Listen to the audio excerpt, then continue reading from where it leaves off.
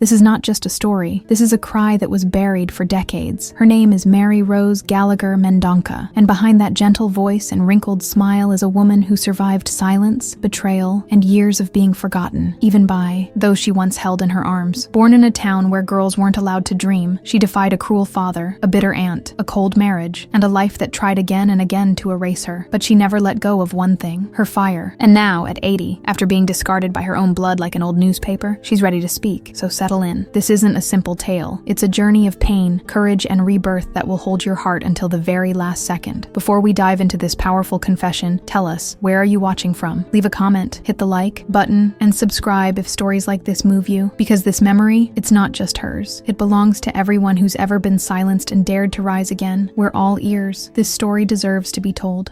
Oh, honey, come a little closer. Are you comfy there? I hope you have time to listen to this old woman ramble on. I have so much bottled up inside, stories I need to tell before they slip through my fingers like sand. Sometimes it hurts to remember, but I need to get it all out. What a relief it is to have you here to listen. These were years that made me who I am, broke me down, and then taught me to get back on my feet. There were dark days, nights that felt like they'd never end. Buckle up, sweetheart. It's not an easy story to hear. My name is Mary Rose Gallagher Mendonca. I was born in 1945 in a small town just outside of Rochester, New York, when the dirt roads still whispered tales of the apple orchards and the old family feuds. My dad, Steve, was a man of few words and many silences. Working the land, he was as tough on my mom as he was on the fields. She, Dolores, a name she seemed to carry in her bones, cooked like nobody's business and cried when she thought no one was watching. There were 5 of us kids. I was the only girl. From a young age, I learned that my place was in the kitchen by my mom's side. My brothers went to school, and I learned to knead bread dough until my hands were raw. Women don't need book learning. They need to know how to run a house. My dad would repeat every time he saw me eyeing my brother's school books with longing. Despite everything, my mom was the one who secretly taught me to read. At night, when everyone was asleep, she would show me the letters in old newspapers by the dim light of the oil lamp. So you never have to depend on any man, she would whisper softly. Those words were branded into my soul like a hot iron. The kitchen was my refuge and my prison. It was there I discovered I had a knack for seasoning. My apple fritters and corn pudding soon became famous among the neighbors. By the time I was 15, I was selling my sweets at the town's farmer market. It wasn't much money, but it was all mine, and I kept it in a cookie tin under my mattress, dreaming of a different future. When my dad found out about my savings, he blew a gasket. "No one hides anything in this house," he roared, snatching the tin from my hands. I cried myself to sleep that night. My mom stroked my hair in silence. Her silence hurt more than my dad's yelling. When I was 17, I met Bobby at a church carnival in the town square. He was selling baseball caps at a booth near mine. He had an easy smile and looked at me like I was the only girl in the world. For the first time, I felt seen. We started meeting in secret. Bobby talked about New York City, about skyscrapers touching the sky, avenues full of light. He promised to take me far away, where I would be free. My dad found out everything because a neighbor saw us together, sitting under an old maple tree. That night, the house shook with his yelling. "My daughter doesn't disgrace the family," he declared. My mom, for the first time, tried to defend me. "She's a good girl, Steve. She's just in love." His fist slammed down on the table so hard that the dishes jumped. "Tomorrow morning, you're going to your Aunt Connie's house in Rochester. There you'll learn to behave yourself." Aunt Connie, my dad's sister, was single, bitter, and always worried about what people would say about her. Her house, an old brownstone in downtown Rochester, was as cold as the hug she gave me when I arrived, and she quickly handed me a list of rules. No going out alone, no talking to strangers, help with the housework, go to church every day. I spent months living like a shadow, without color, in that house. The only time I was happy was when I was in the kitchen. It didn't take Aunt Connie long to notice my talent for turning simple things into something special. She started inviting her book club friends over to show off my skills. "My niece has magic hands," she would say, as if it were her merit. I smiled, poured more coffee, grateful for that recognition, however small. At those gatherings, I met Mrs. Mercedes, an elegant woman who always arrived late and spoke with a drawl, clearly marked by the big city. One day, after eating my cookies, she called me aside. "You have talent, girl. Don't waste that gift in this house." And she offered me a job at her restaurant. flat right downtown. The salary wasn't great, but it was enough for me to get by on my own. "Think about it carefully," she said before leaving. "Life is too short to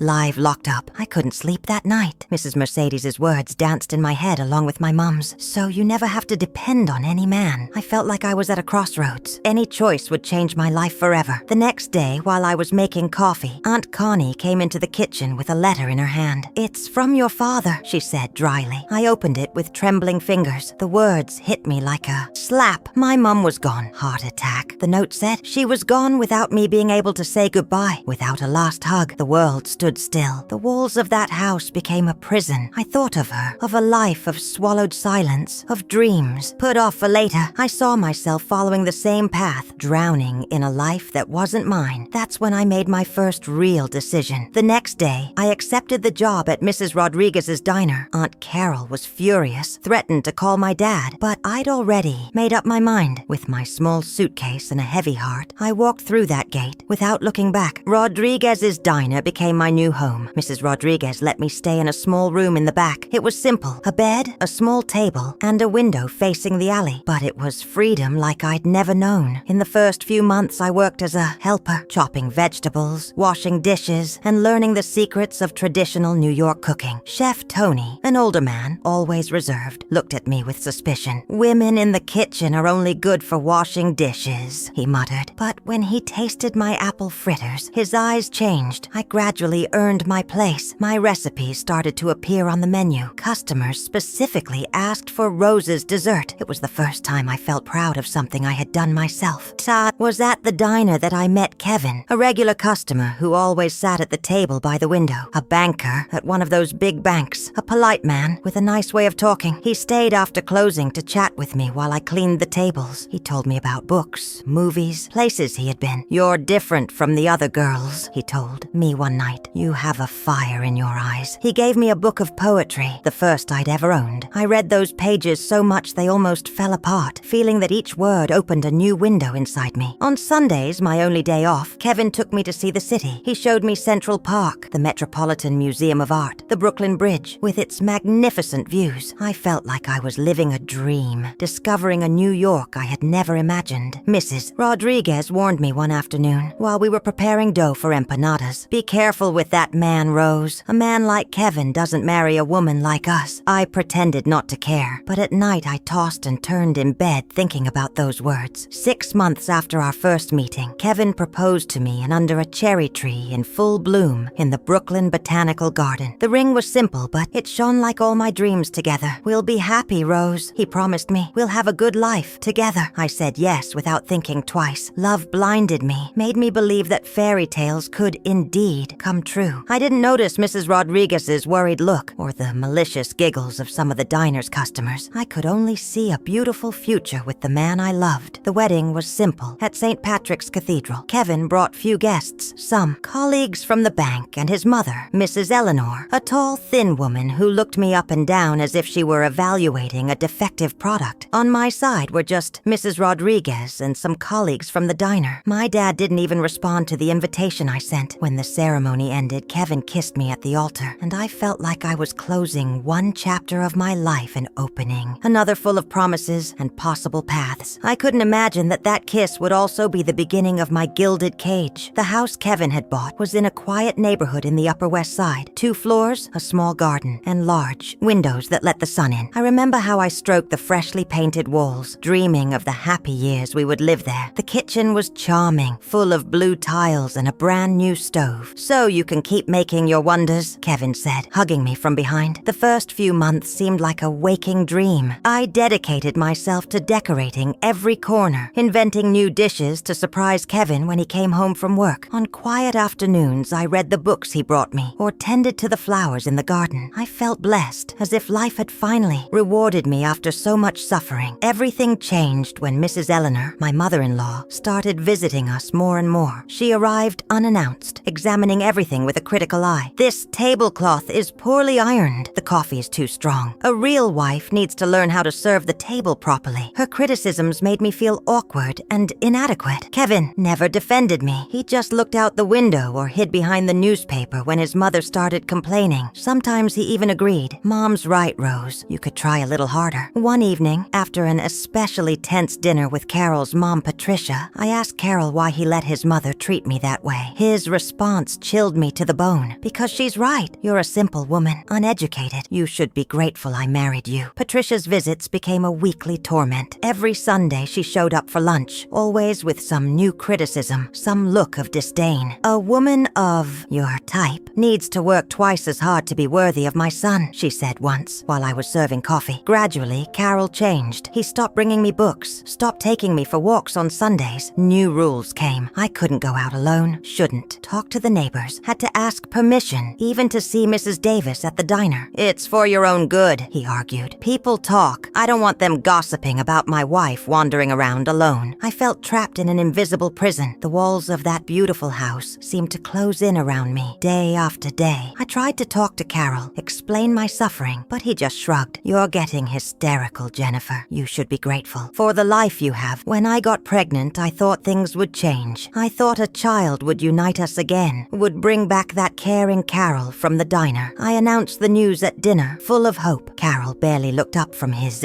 plate. Hopefully it's a boy, was all he said. Patricia, for the first time since I met her, smiled. Finally, you'll be good for something, she commented, pouring more wine. Ethan was born in the spring, amidst the scent of the lilacs I had planted in the garden. The delivery was difficult, took almost 20 hours. Carol wasn't there. He had important things at the bank. Patricia, on the other hand, supervised everything like a bad stage director, giving orders to the nurses and criticizing even my cries of pain. When they finally placed my son in my arms, a wave of love washed over me so strong it made me cry. He was perfect, tiny, pink, with a full head of hair. My Ethan, I murmured against that velvety skin. In that instant, I knew I would endure anything to protect him. Motherhood gave me new purpose. I dedicated myself entirely to taking care of Ethan, rocking him, bathing him, changing him, singing lullabies softly. Carol showed little interest in the baby, held him briefly when he got home from work. He's still too small, he justified. When he's older, we'll do manly stuff together. Patricia, surprisingly, became a doting grandmother. Almost every day she stopped by to see Ethan, bringing expensive toys, imported clothes. This boy is going to be a Mendonça through and through, she stated proudly, as if I had no part in it all. One afternoon, while Patricia was playing with Ethan in the living room, the phone rang. It was Mrs. Davis. Her voice was frantic. Jennifer, I need you. Tony's sick and I have a big event this weekend. Can you come help me in the kitchen? My heart leapt. Go back to cooking at the City Delights. Feel that excitement again of creating dishes that bring smiles to those who taste them. I looked at Ethan, playing on his grandmother's lap, and made my decision. Carol won't let me go, I whispered to Mrs. Davis. He doesn't have to know, she replied without hesitation. It's just for a few hours, Saturday afternoon. Patricia can stay with the boy during that time. The proposal was tempting, risky, thrilling. In 3 years, I had only cooked for the family, always repeating the bland recipes that Carol preferred. To create again, even if it was just for an afternoon, made me feel alive again. Saturday arrived along with my little plan. I told Carol I was going to the supermarket with Ethan. I left the little one with Patricia, who agreed to take care of him. Pleased? At least that way he learns some manners, she grumbled. I took the bus downtown, with my heart pounding in my throat. The City Delights was exactly the same. That delicious smell of spices, the lively noise of people coming and going in the kitchen, the warm light filtering through the windows. Mrs. Davis squeezed me in a tight hug. My Jennifer, I knew you'd come, she said, with her eyes shining with pride as I tied on the apron. My hands remembered every gesture, every secret. I prepared beignets, corn pudding, pecan pie. Time flew by while I cooked, feeling whole, complete. The customers' compliments reached me like music. For a few hours, I was again who I really was. I came home walking on air, my heart light, and an envelope with cash that Patty insisted on giving me. It's yours. You earned it, she said as she said goodbye. And there's more work for you whenever you want to come back. That small victory gave me courage, made me feel like maybe I could reclaim something of the woman I once was. But the happiness vanished as soon as I opened the door. Michael was waiting for me in the hallway, with Alex asleep in his arms and a look I'd never seen before. Where have you been? He asked, his voice calm, dangerous. At the grocery store, I replied, feeling the fear creep up my spine like an icy bug. Liar. Michael put Alex down on the sofa and came towards me. My mom was at the grocery store. You weren't there? And this smell. You smell like a kitchen, like frying food, like a cheap diner. I couldn't answer. Panic seized my throat. Do you think I'm an idiot, Marianne? Do you think I don't realize you went back to to that place? His voice grew louder with each word. Answer me. I just went to help, I managed to say. Patty needed me. The slap came without warning, stinging, throwing me backwards. I tasted the bitter taste of blood in my mouth. Never, he said, each word like a brick. Never embarrass me like that again. You're my wife, not a dishwasher in some dive. Alex woke up crying with the noise. Michael ignored him, consumed by his own rage. He dragged me by the arm to our bedroom. From now on, you don't leave the house without me. You don't talk on the phone without my permission. You don't do anything without me knowing. He locked me in the room, taking Alex with him. I spent the darkest night of my life, curled up on the bed, feeling my face burning and crying softly. What hurt most wasn't the slap, but realizing who the man I had married really was. In the morning, Michael came into the room with Alex. The boy reached out his little arms to me, crying. I hugged my son with a heavy heart, smelling his powder and milk scent. My mother is moving in with us, Michael announced, to help you with Alex and make sure you fulfill your role as a wife. His tone left no room for discussion. And this, he said, taking the envelope of money out of his pocket. I burned it all last night. Dirty money doesn't come into this house. Agnes arrived that same afternoon, carrying 3 suitcases and a smug smile. She settled into the room next door, from where she could spy on my every move. The following weeks were a living hell. I became almost a servant, just obeying, swallowing humiliation, living in fear. Only Alex kept me going. I whispered songs to him when no one was listening, made up stories about a brave woman who worked magic in the kitchen. It was my way of keeping hope alive, of remembering who I was beneath so much forced obedience. One night, while Michael was sleeping next to me, I made my decision. One day, somehow, I was going to get my freedom back. For Alex, for myself, even if it took years. The 4 years passed quickly, like water slipping through my fingers. Alex grew strong and curious, with my eyes and his father's stubborn streak. Michael didn't change. Controlling, cold, distant, and always watching everything. Agnes continued to rule over every detail of the house like a general. I was just a shadow, walking silently through the house, fulfilling my function, quiet, without complaining. The chance came from where I least expected it, shrouded in sadness. Patty died of a heart attack. I found out from the newspaper that Michael left lying in the living room. That news hit me like a punch. My only friend, the woman who gave me my first chance in life, was gone without me being able to say goodbye. I need to go to the funeral, I said to Michael at dinner. Forget it, he replied without even lifting his head from his plate. Those people are no longer part of your life. Something broke inside me. It wasn't anger or despair, but a cold clarity like a razor. That night, after putting Alex to bed, I began my escape. In the following weeks, I collected small change from the household money, separating some clothes into a bag hidden in the back of the closet. I got my documents and Alex's when Michael wasn't paying attention. I observed the schedules, the routines, all the movement of the house, planning the perfect moment to act without anyone noticing. The chance came when Michael announced that he would be traveling to Chicago for work. He would be gone for 3 days. Agnes, complaining of aches and pains, decided to spend a few days at her house to go to the doctor. On the second day of Michael's trip, when Alex came home from school, I told him that we were going on a special trip. His eyes lit up with joy as he filled his little backpack with toys. Is Daddy going with us? He asked, innocent. No, honey, I replied, trying to hold back the tears. This time, the trip is just for us. We waited until nightfall. When the streets were quiet, we slipped out the back door with what little we could carry. I hailed a cab with Alex to the Greyhound station. I bought 2 tickets to Sacramento,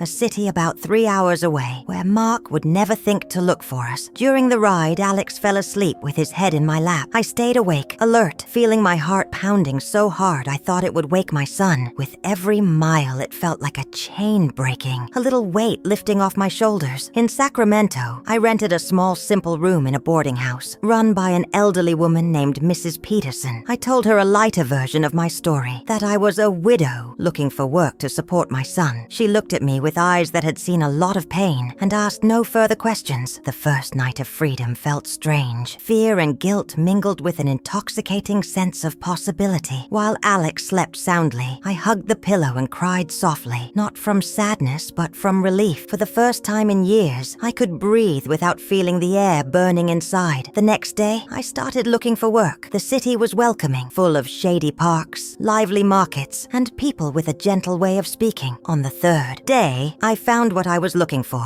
A small family restaurant needed someone to help out in the kitchen. The kitchen of Mama Rosa's kitchen was small, but charming. Checkered floors, copper pots hanging from the ceiling. The owner, Rosa Ramirez, a robust woman in her late 50s, with a broad smile and eyes that saw deep into your soul. She hired me after tasting my shepherd's pie. "You cook with heart," she said, wiping the plate clean with a piece of cornbread. "That's something you can't learn in books." My new life gradually took shape. I worked from 7 to 4, picked up Alex at the daycare near the boarding house, and we spent the afternoons playing in the park or reading stories. At night, when he was asleep, I would sit by the window and watch the shadows, fearing Mark's silhouette would appear at any moment. The first few months were the hardest. Every police siren, every knock on the door, every suspicious glance from a stranger made me tremble. Alex asked about his dad and grandma, and I made up stories about business trips and temporary illnesses. Guilt gnawed at me for keeping him from his family, but just remembering Mark's fierce face confirmed that escaping was the right thing to do. Over time, my dishes started to get noticed. Customers specifically requested the pot roast or the apple pie that I made. Mrs. Ramirez, noticing the success, gave me a raise and the chance to create special dishes for the weekends. My confidence grew, along with the compliments and generous tips. A year after we arrived in Sacramento,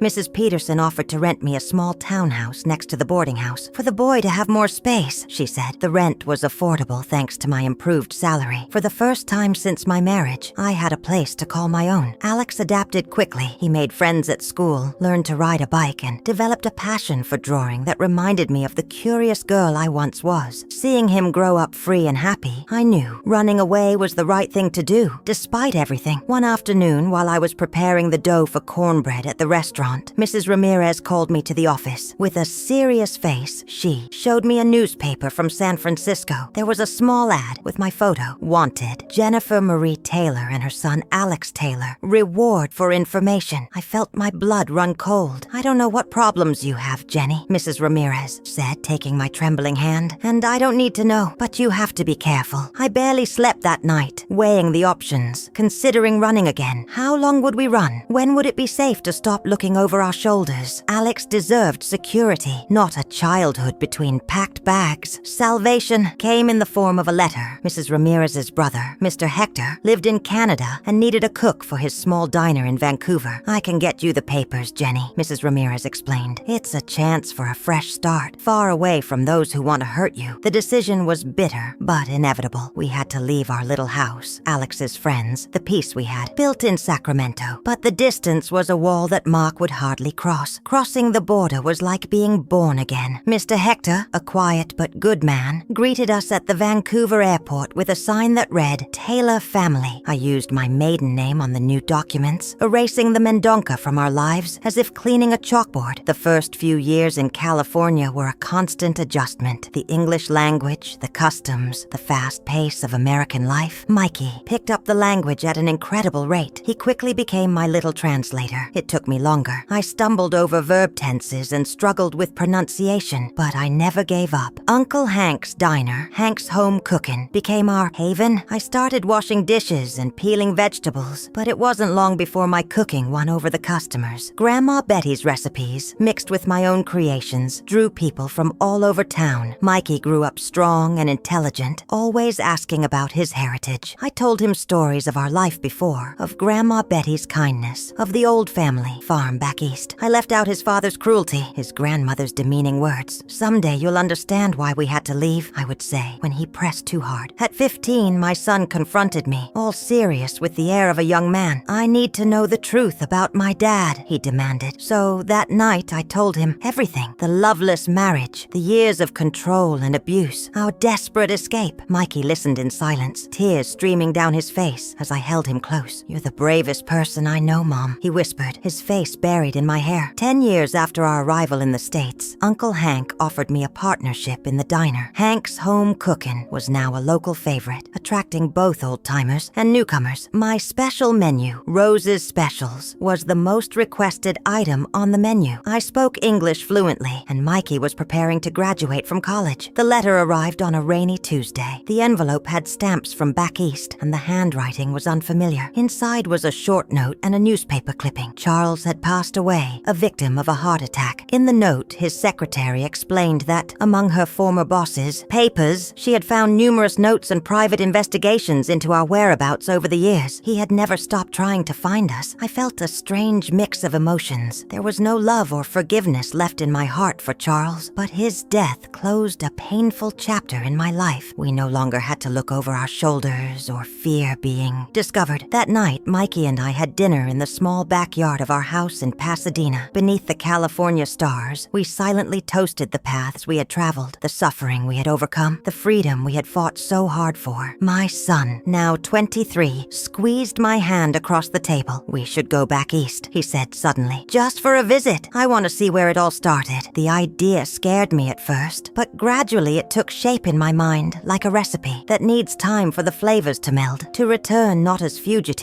but as visitors, to set foot on that soil, with our heads held high, to show my son the beauty of the region that started our story, this time without the shadow of fear. 2 months later, we landed in Philadelphia. The city had changed as much as we had. We visited the farmer's market where I learned to pick produce, the diner where I worked my first job, now run by Grandma Betty's grandson, and other places that had shaped the young woman I once was. Mikey absorbed every detail, every story, weaving his identity with the threads I gave him. In his eyes, I saw the pride of someone who finds roots deeper than they ever imagined. At the end of the trip, I realized I had accomplished the impossible, broken the cycle, rewritten my destiny. From that frightened girl who crossed the country, with a young son and shattered dreams, emerged a whole woman, the master of her own story.